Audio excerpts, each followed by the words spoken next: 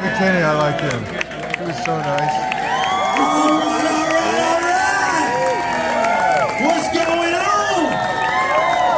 Are you guys ready for historic, helpful Honda Soundspace tonight? Now, I don't know if you guys have been hearing us talk about this on KROQ, but it truly is a historic night we're going to have here tonight. Because these guys, right, it's their big last hurrah. We've been with them for 23 years here at the world-famous KROQ. Yeah. So without further ado, please welcome Sum 41!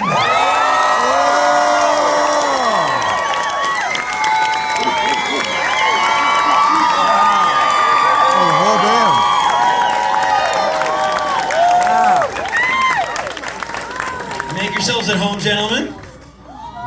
See where they're at. This is Okay, incredible. there. Very, very cool. This is just, yeah, give it up, guys.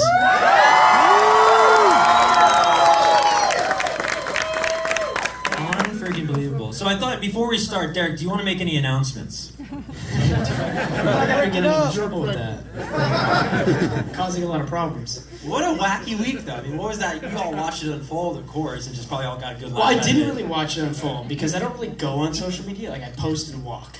So I didn't really know anything about it, and I started getting text messages.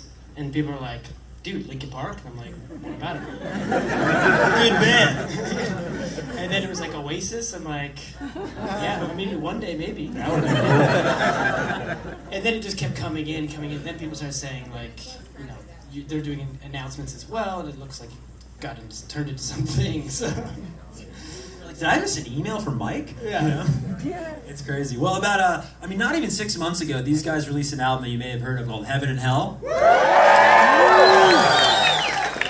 And in those 5 months, I mean, it's so incredible. You guys have 2 KROQ #1 hits, which is just incredible. Dopamine and Landmines. Make some noise for that. And, I mean, just to put it in perspective for everybody here tonight and everybody watching online, I mean, you guys are now on the station more than the jocks are per hour. I mean, I am allotted about like 1 minute an hour to say something. Derek's voice is at least heard 3.5 minutes every 60 minutes for the past like 6 months on KROQ. It's just everywhere, and for good reason. You guys love that record. Yeah. Actually, some of the KROQ bands wanted me to ask you here tonight if you guys have any plans to sort of relinquish power rotation here at KROQ, give somebody else a chance. Probably not. Why would we do that?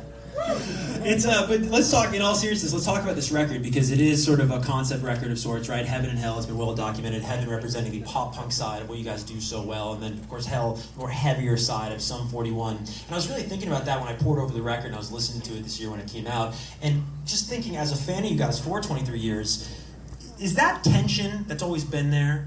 These two worlds that you guys have sort of so brilliantly and artistically straddled from the jump, you know what I mean? You have your first lead single, Fat Lip, you're shouting out Judas Priest and Iron Maiden. Mm-hmm. Is that tension what makes you guys so special? I don't know if we call it tension. Yeah. It's like a love for those kinds. Yeah, fans of. Yeah, we're fans of that kind of music and other kinds of music as well. And I think we just, I don't know. I don't think we ever really talked about it or thought about it. We just did stuff. Even with this record, Heaven and Hell, we didn't say, let's make a double record. The music was just there, and we all collectively listened to it separately, but came up with the same idea and started talking about it. You know, like, what do you think about this? And I was like, that's the same idea I had. And so once we all realized we all have the same idea just from listening to the music that was there, we realized that's, you know, you gotta listen to the music. Yeah, totally. And I thought, you can correct me if I have the story wrong, Derek, but Landmines has one of the coolest backstories of a KROQ hit that I can think of in recent memory, where you are also, in addition to being the lead singer of Sum 41, a very in-demand songwriter in this town. And somebody came to you and wanted you to write some pop-punk songs, and you actually wrote Landmines initially for someone else. A few people, it was right at the beginning of the pandemic, the whole lockdown thing, and I got a few calls and emails from artists and managers and labels asking if I could work remotely with some other people. And I just thought, and the first they were saying, you know, we're kind of looking for stuff that's leaning pop punk. And I thought, man, I haven't written a pop punk song in 16 years. I don't even know if I could do it. So I thought, well, why don't I sit down and try to write some songs, see if I still know how to do that. And I wrote about 6 or 7. Landmines was one of the first ones. And once I had all those songs, I was like, I kind of like all these. And I didn't give anything to anybody. You cannot give those songs away. So that's how that happened. It was like an unintentional. All of a sudden, there was like 7 or 8 pop punk songs, and they all made the record. You know, because like I said, didn't give them to anybody. And I have to imagine, I've even heard you guys talk about this in other interviews, how this year almost reminds you of 2001, just because your daily itineraries are just out the wazoo. You're going to this radio station, this concert, this tour, right? And if you did bring this tonight, I wanted to show you guys this. This is a program a KROQ listener brought tonight. Who brought this? This is a KROQ Almost Acoustic Christmas 2001 Panther. Wow. Very humble man with a Dodgers hat on. This is incredible. And you guys played this concert. And when you think back to that time period for us longtime fans, what do you remember just about the whirlwind that just took over summer '01 into, of course, Acoustic Christmas? Just non-stop. Yeah. Yeah, It was always also, I think the funniest thing that I think back to is that it doesn't feel like it was that long ago. Like it really just feels like a couple years ago.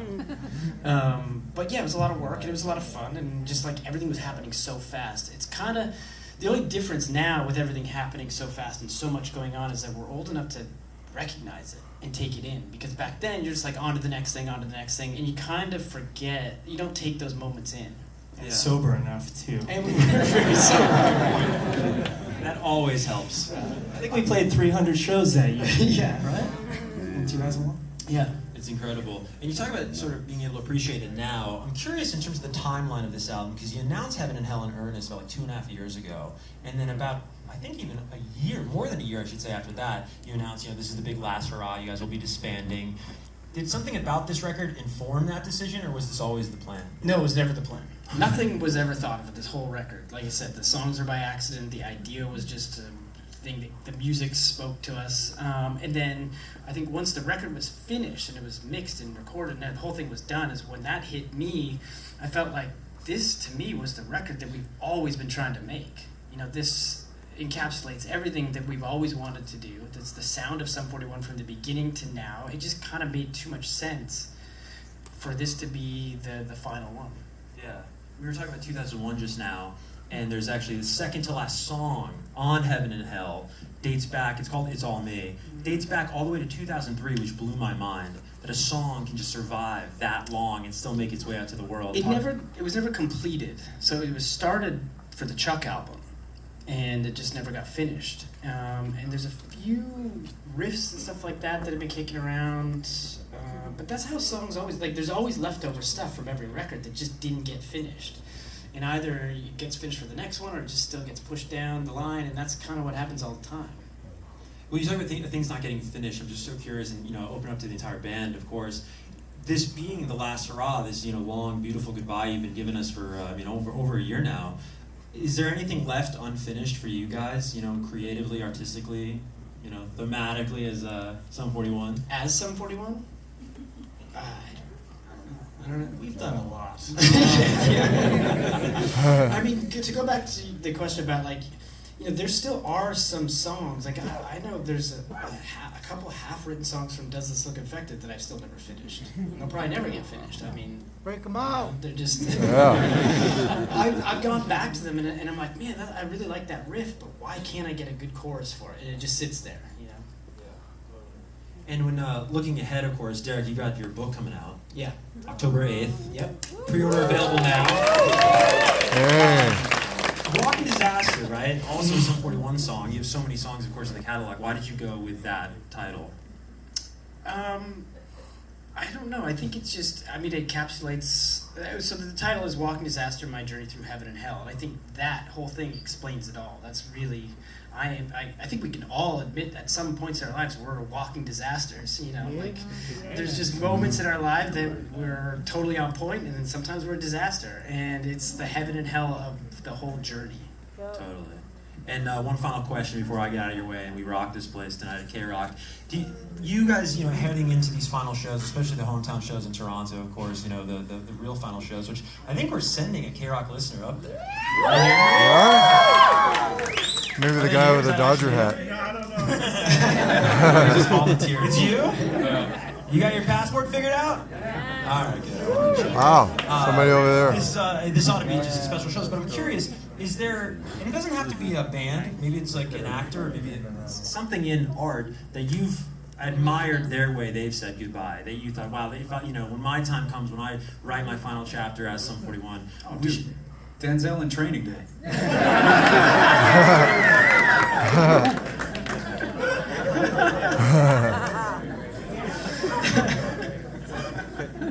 That was so quick too. It's like you thought about that. For a while.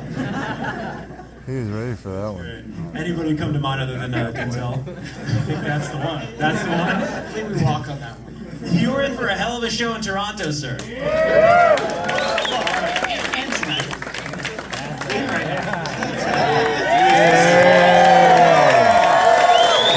Toronto is the last one. Of course, that's where they're from.